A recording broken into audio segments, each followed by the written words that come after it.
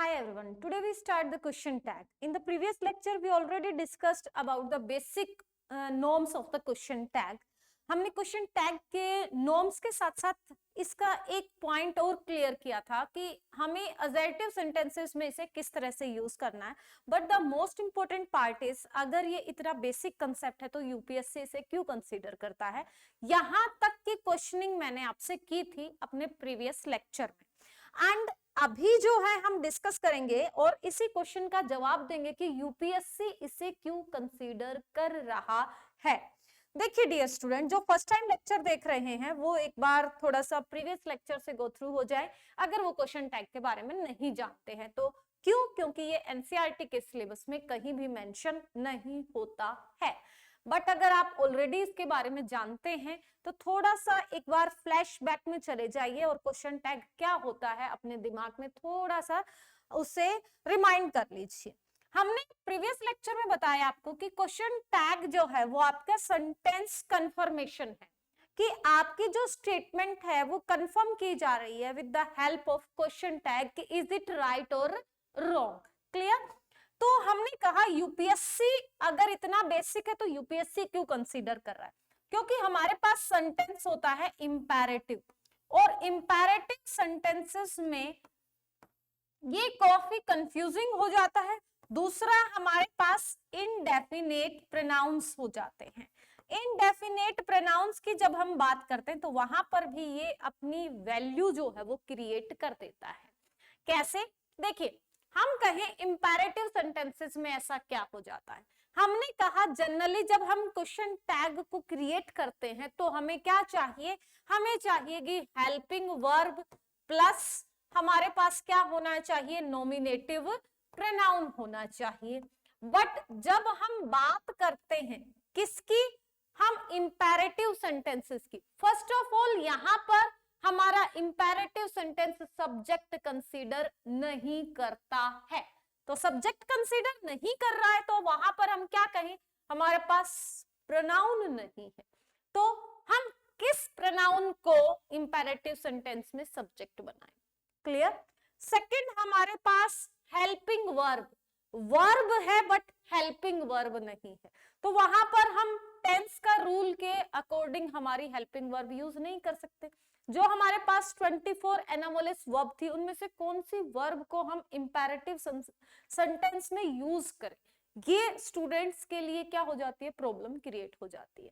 ठीक है, तो बस इन्हीं चीजों को सोल्व करने के लिए हम आज अपने टॉपिक के बारे में इंट्रोड्यूस करेंगे आपको. यहां पर देखिए सेंटेंस स्टूडेंट्स, इंपैरेटिव सेंटेंस की बात करते हैं हम.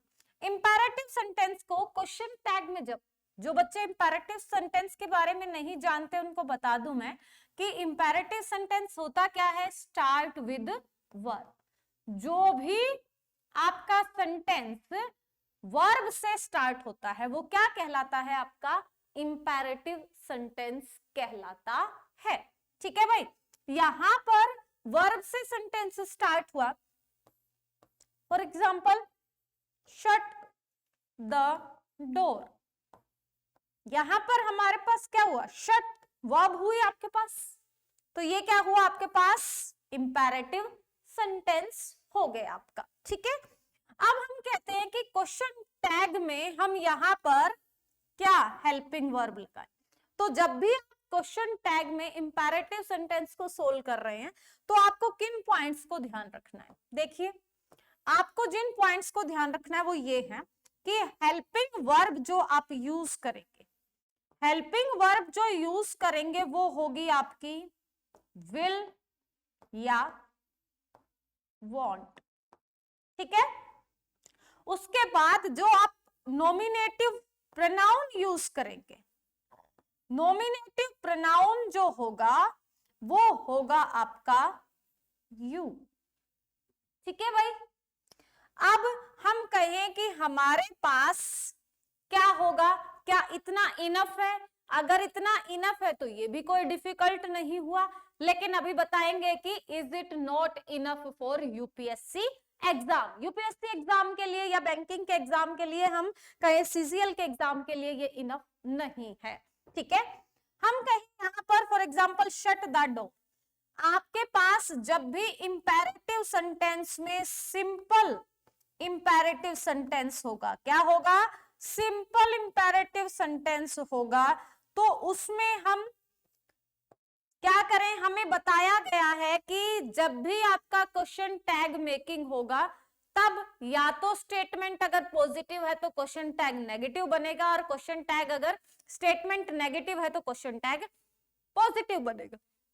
पहला डिफरेंस आपको यहीं पर दिख जाएगा कि जब आप इंपेरेटिव सेंटेंसेस के क्वेश्चन टैग बनाएंगे तो वहां पर स्टेटमेंट जो है आपको पॉजिटिव मिले तो भी आपको जो है क्वेश्चन टैग पॉजिटिव ही रखना है। पहला मेजर डिफरेंस। तो यहां पर हम क्या रखेंगे, विल। वॉन्ट को यूज नहीं करना है, वॉन्ट आपको बहुत सारी बुक्स में मिलेगा, बट जो जनरल इंग्लिश या करंट इंग्लिश है वो विल को ही कंसिडर करती है, ठीक है। एंड उसके बाद हमने कहा प्रोनाउन हमें कौन सा चाहिए, प्रोनाउन हमें चाहिए you, and you have to put the question mark. तो सिंपल जो हमारे पास इंपेरेटिव सेंटेंस हुआ, अब स्टूडेंट्स के माइंड में आएगा कि सिंपल मीन टू से, सिंपल मतलब अभी बताएंगे, जब दूसरा डिफरेंशिएशन आएगा तो आपको पता चल जाएगा कि सिंपल का मतलब क्या है।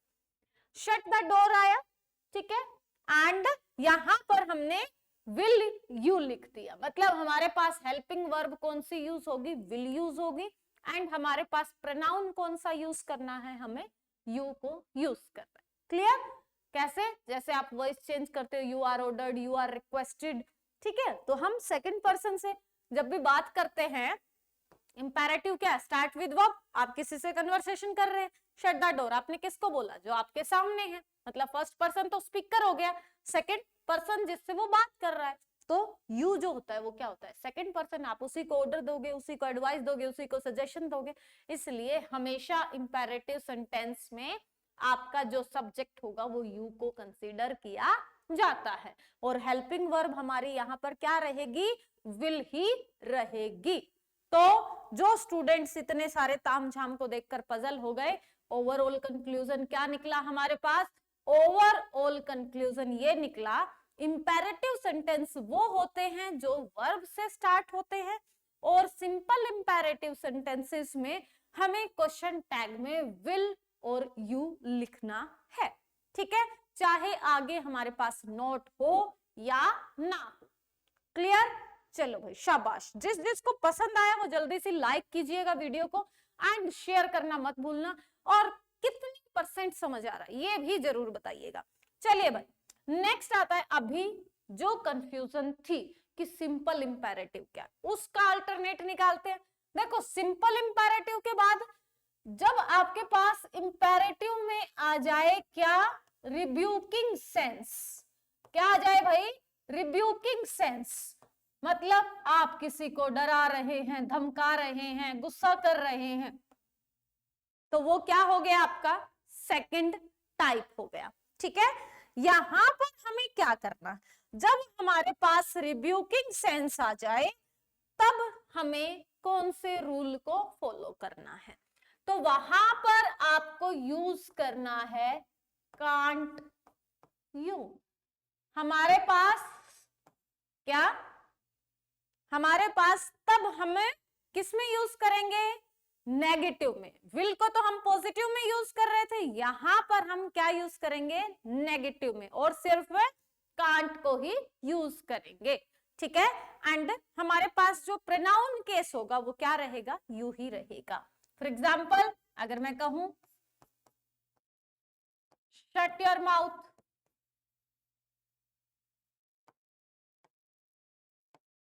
तो यहां डांट रहे हैं, अपना मुंह बंद रखो, कांट यू। क्लियर? आई बात समझ में यहां तक? अब सेकंड पॉइंट जो है, अब हम कहें ये चीज भी हमें समझ आ गई, तो इसमें अगला एक मेजर इशू और आ जाता है।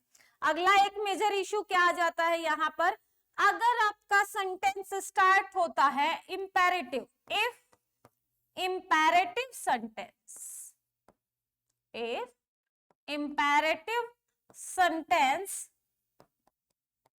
start with, किससे स्टार्ट होगा स्टार्ट विद लेट अस। किससे स्टार्ट हो रहा है आपका? लेट अस से स्टार्ट हो रहा है, ठीक है। Then the question tag will be, then the question tag will be shall we. Yes, यही तो ट्विस्ट है। तभी तो स्टूडेंट्स जो हैं वो जनरली कंफ्यूज हो जाते हैं, उनको इतना दिमाग में ही नहीं रहता कि हमें इतने तामझाम पढ़ने पड़ेंगे। इंपैरेटिव सेंटेंसेस के हमने टोटल क्या किए भाई? हमने 3 टाइप कर लिए। तो पहला क्या कह रहा है? Let us walk. तो यहां पर क्या लिखेंगे हम? Shall we put the question mark. Clear? Only for the let us. समझ आई बात? सिर्फ लेट के बाद अस हो तभी आपको शैल वी को कंसीडर करना है। अब 4th रूल आ जाएगा। पागल मत हो जाना भाई, रूल्स तो इसी तरह से बनेंगे। हमें रूल्स को पागल बनाना है कि जब वो हमसे क्वेश्चन पूछे तो हम सारे करेक्ट कर दें, तो उसे ये लगे अरे मैं तो ऐसा सोच ही नहीं रहा था, मैं अपने आप को कंफ्यूजिंग बना रहा था, लेकिन ये तो मुझे ही मात दे गए। यस, अगर सेंटेंस आ जाता है let plus any objective case except us, highlight करना है कि आप अस को छोड़कर कोई भी लेट के साथ ऑब्जेक्टिव केस है तो आप क्या करेंगे?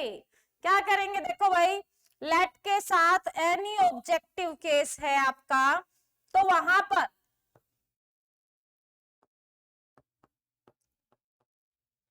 लेट देम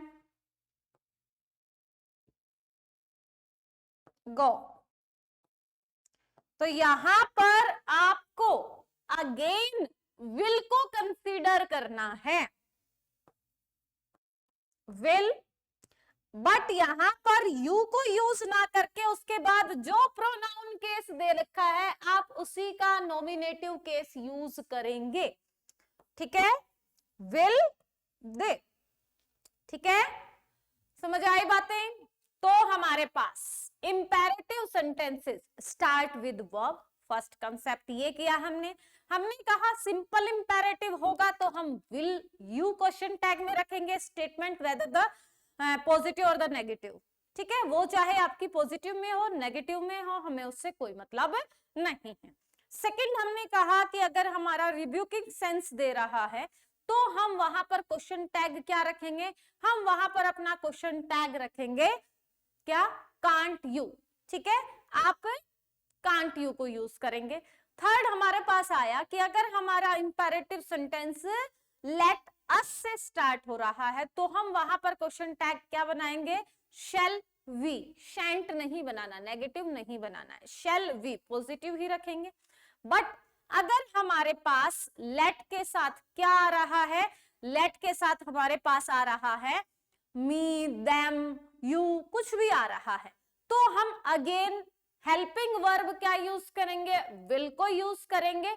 बट जो हमारे पास प्रोनाउन हो जाएगा वो लेट के बाद जो भी हमारे पास प्रोनाउन लगा हुआ है वही नॉमिनेटिव केस में आ जाएगा। अगर इसकी जगह लेट हिम होता तो हम यहाँ विल ही कर देते, लेट हर होता तो विल शी कर देते। मतलब जो लेट के बाद ऑब्जेक्टिव केस लगा है उसी का सब्जेक्टिव केस हम आगे कर देंगे, यू को यूज नहीं करेंगे।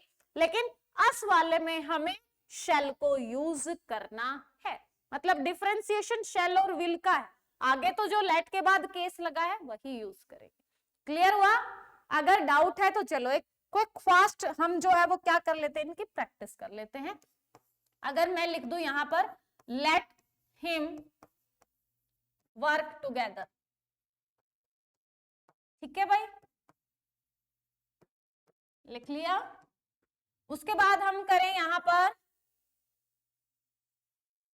आई थिंक कलर में कोई ब्राइटनेस वगैरह में तो कोई दिक्कत नहीं है, प्रॉपर दिख रहा है आप लोगों को। इसमें तो डार्क मोड आ रहा है। Let him work together,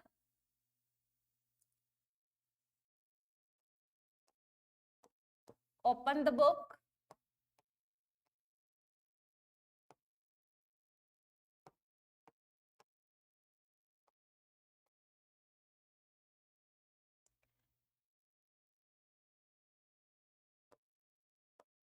don't speak so loudly,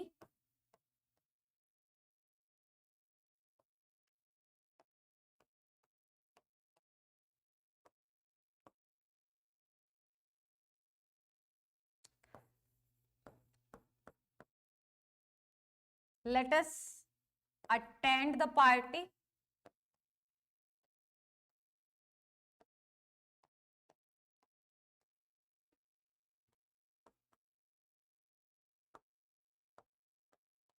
let me enjoy the marriage.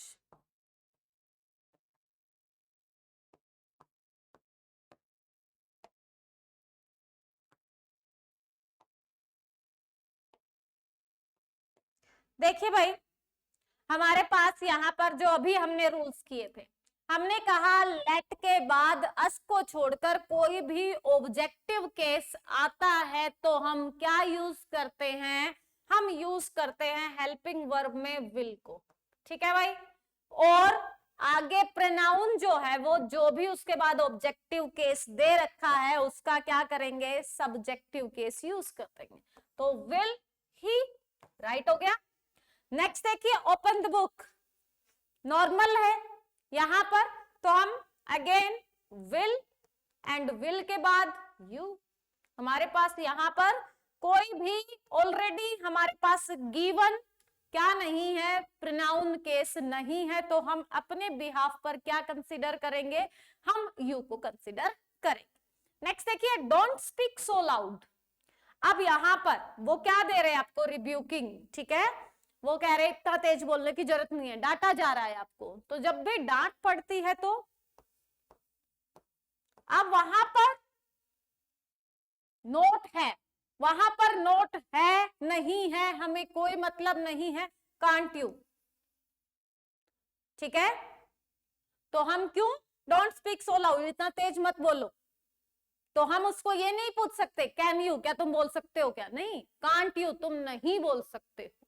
ठीक है, let us attend the party, हमने कहा लेट के बाद हमें अगर अस हो तो यहां पर क्या है, हमें विल की जगह क्या यूज करना पड़ेगा, शैल को यूज करना पड़ेगा।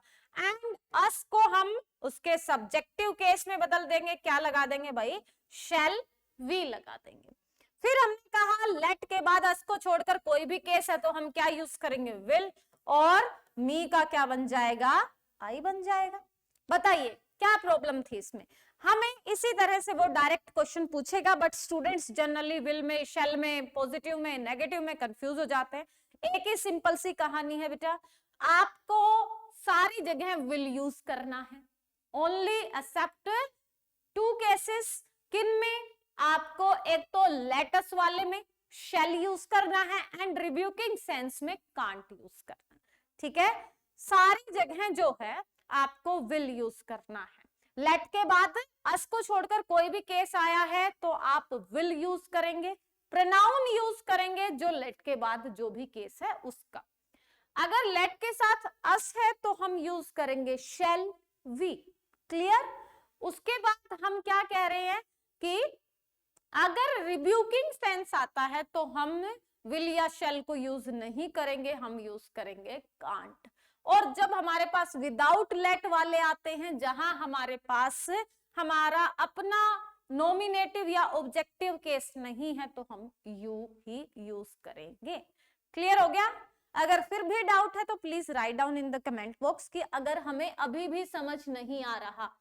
इस सिंपल लैंग्वेज में आई थिंक आपको कोई इंपैरेटिव सेंटेंस के क्वेश्चन टैग नहीं समझा सकता, बट फिर भी अगर जनरल स्टूडेंट को क्या आ रही है भाई, प्रॉब्लम आ रही है, तो वो प्लीज बता सकते हैं।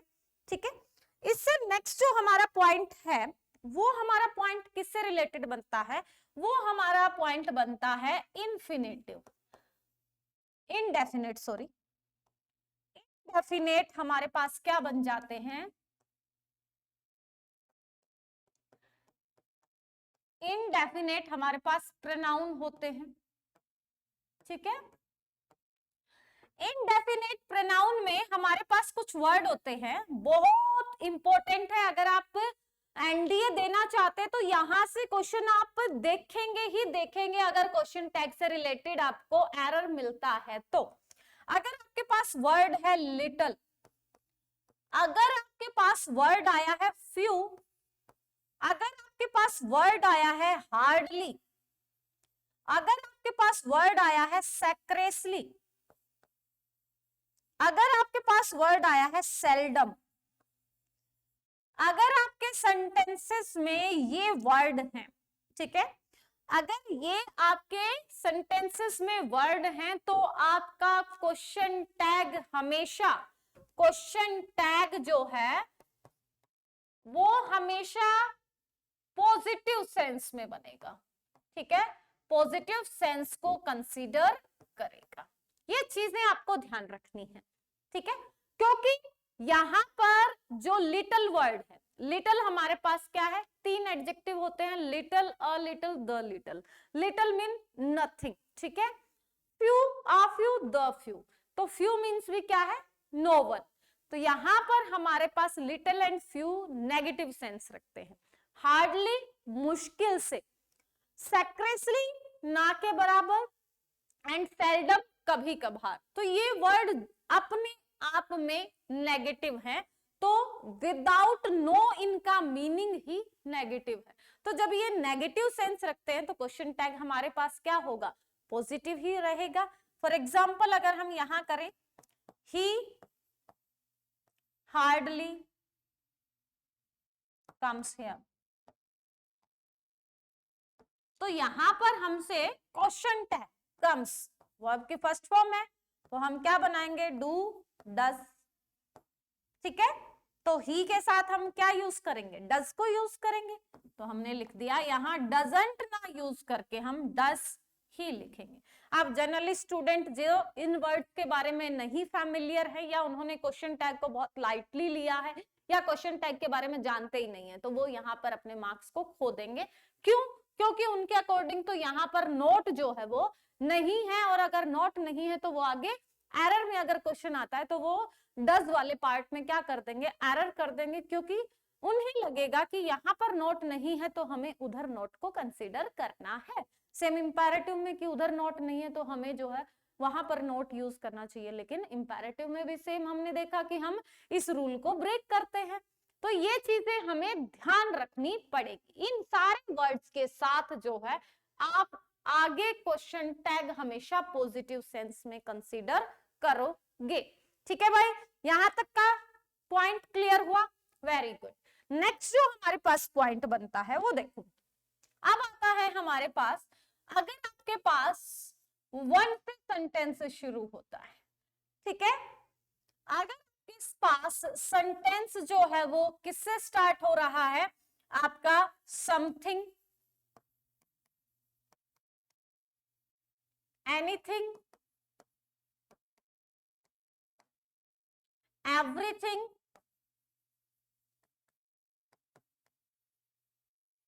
अगर आपके पास ये चीजें, तो वन का जो आपका पर्सनल प्रोनाउन होगा, पर्सनल प्रोनाउन या नॉमिनेटिव प्रोनाउन होगा, वो आपका वन ही रहेगा, ठीक है। इसी में अगर आपके पास आ जाता है देयर, तो देयर का क्या रहेगा आपके पास, देयर ही रहेगा, ठीक है भाई। अगर आपके पास आ जाता है क्या, यहां पर अगर आपके पास आ जाता है दिस, तो दिस का जो प्रोनाउन बन जाएगा वो इट बनेगा। अगर आपके पास आ जाता है दैट, तो दैट का जो प्रोनाउन बनेगा वो इट ही बनेगा। अगर आपके पास बन जाता है दीस, तो उसका प्रोनाउन बनेगा दे। अगर आपके पास दोज आ जाता है सब्जेक्ट बनकर, तो उसका प्रोनाउन भी आपके पास क्या बनेगा, दे बनेगा। Everything, something and anything, nothing भी इसमें इंक्लूड हो जाएगा, मतलब थिंग हो, इनडेफिनेट है, तो इनका जो प्रोनाउन बनेगा हमारे पास इट बनेगा, ठीक है भाई। ये सारी चीजें मोस्ट इंपोर्टेंट है आपके लिए। इसके बाद ये कहते हैं अगर हमारे पास आ जाता है एवरीबॉडी, समबॉडी, एनीबॉडी, तो यहां पर हमारे पास प्रोनाउन केस हो जाएगा दे। ठीक है भाई, मतलब थिंग जो है वो अनकाउंटेबल नाउन के सेंस में इन्होंने यूज कर दिया तो उसे इन्होंने सिंगुलर रखा, इट के साथ कंसीडर किया है। बट समबडी, एवरीबडी, एनीबडी में कितने भी पर्सन हो सकते हैं, इसलिए उन्होंने उसे प्लूरल के सेंस में यूज किया है, दे को कंसीडर किया है।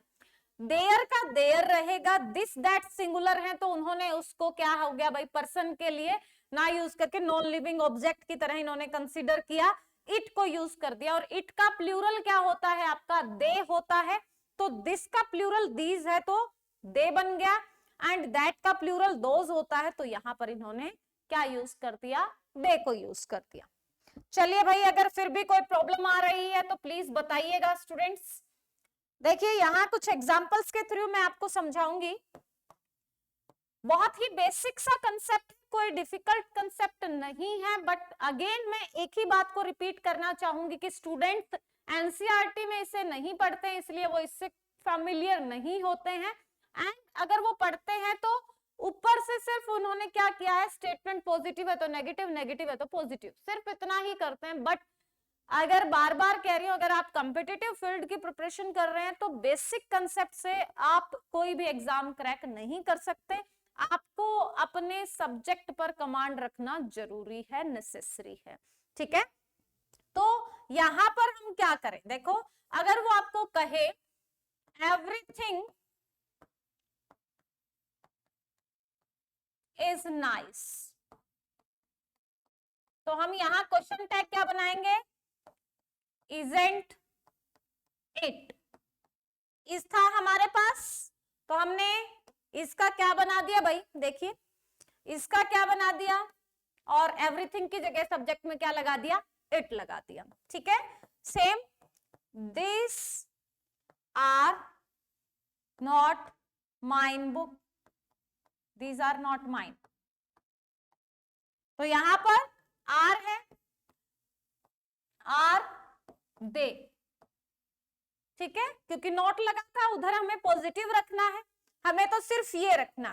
अब जिस तरह वन वाला कहा आपको, one must do once duty, अगर हम इस तरह की बातें करें तो हमारा क्वेश्चन टैग क्या होगा, मस्ट है तो मस्टेंट हो जाएगा हमारे पास, एंड वन, तो ये क्या बन गया आपके पास, मस्टेंट वन।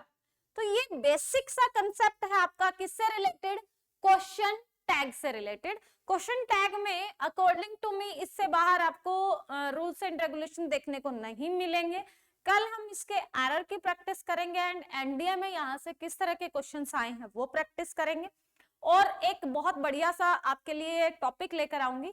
इसके साथ साथ मैं कुछ एडिशनल इंफॉर्मेशन आपको देना चाहूंगी कि एग्जाम हट प्लेटफॉर्म जो है टैलेंट सर्च एग्जाम कंडक्ट करवा रहा है ऑन 31 दिसंबर 2023 को। रजिस्ट्रेशन बिल्कुल फ्री है यहाँ पर, एंड बट लिमिटेड टाइम के लिए है। आप हमारे गिवन नंबर पर कॉल कर सकते हैं फर्दर इंफॉर्मेशन के लिए। उसमें 10th एंड +2 के स्टूडेंट्स के लिए बेसिकली एग्जाम होगा। मेडिकल नॉन मेडिकल स्टूडेंट्स जो हैं इसमें जीत सकते हैं कैश अवार्ड, स्कॉलरशिप मिलेगी आपको, एज वेल एज जो है आप एकेडमिक गुड्स जीत सकते हैं। आप जिस भी कोर्स के लिए यहाँ पर अगर आप स्कॉलरशिप में या फिर कैश अवार्ड में आप विनर नहीं रहते हैं तो अगर आप यहाँ एडमिशन लेते हैं तो आपको फी में जो है वो कंसेशन दिया जाएगा। जो सिलेबस का पैटर्न है वो आप गिवन नंबर पर कॉल करके पता कर सकते हैं, और इसके रिगार्डिंग जो है आप अपनी एबिलिटी को चेक कर सकते हैं, अपने आप को प्रूव कर सकते हैं। यहाँ की एकेडमी जब आप देखेंगे तो top of the one of the toppest जो हम कहें कि टीचर्स यहाँ पर आपको देखने को मिलेंगे। जो मैथ्स आप नीट की प्रिपरेशन करना चाहते हैं, आप आईआईटी जेई की प्रिपरेशन करना चाहते हैं, या फिर आप कोई भी कंपटीशन फील्ड के रिगार्डिंग एनडीए की यूपीएससी की प्रिपरेशन करना चाहते हैं, तो आपके लिए बहुत ही बेहतरीन प्लेटफॉर्म लेकर आया है एग्जाम हट। सो विदाउट एनी डिले जल्दी से ज्वाइन कीजिए और इसके साथ एक एडिशनल इंफॉर्मेशन ये है कि अगर आप स्कूल गोइंग स्टूडेंट हैं 10th +2 के, तो बोर्ड एग्जाम्स की प्रिपरेशन के लिए एक मैराथन जो है हम स्टार्ट करने वाले हैं। इंग्लिश मैराथन की क्लासेस कल से स्टार्ट हो जाएंगे। तो वहां पर सीबीएसई स्टूडेंट्स अपने डेटशीट आ चुकी है, तो सीबीएसई से रिलेटेड अपनी टॉपिक्स ले सकते हैं। एचबीएससी का एक मैं पैरेलल अलग से बैच बनाऊंगी, उसमें मेंशन किया जाएगा, आप टैग पर देख सकते हैं। और जो कंपटीशन फील्ड की प्रिपरेशन कर रहे हैं, एसएससी की प्रिपरेशन कर रहे हैं, तो वो स्टूडेंट्स के लिए ग्रामर के ऑलमोस्ट टॉपिक मैं करवा चुकी हूँ। फिर भी अगर आपको लगता है कि उनका कोई टॉपिक अनक्लियर है, डाउटफुल है, तो वो आप मुझसे पूछ सकते हैं। सो मिलते हैं कल इसी उम्मीद के साथ कि आप जल्दी से ज्वाइन करेंगे एग्जाम हट को, और वीडियो को लाइक एंड शेयर करना मत भूलना। Thanks a lot dear students.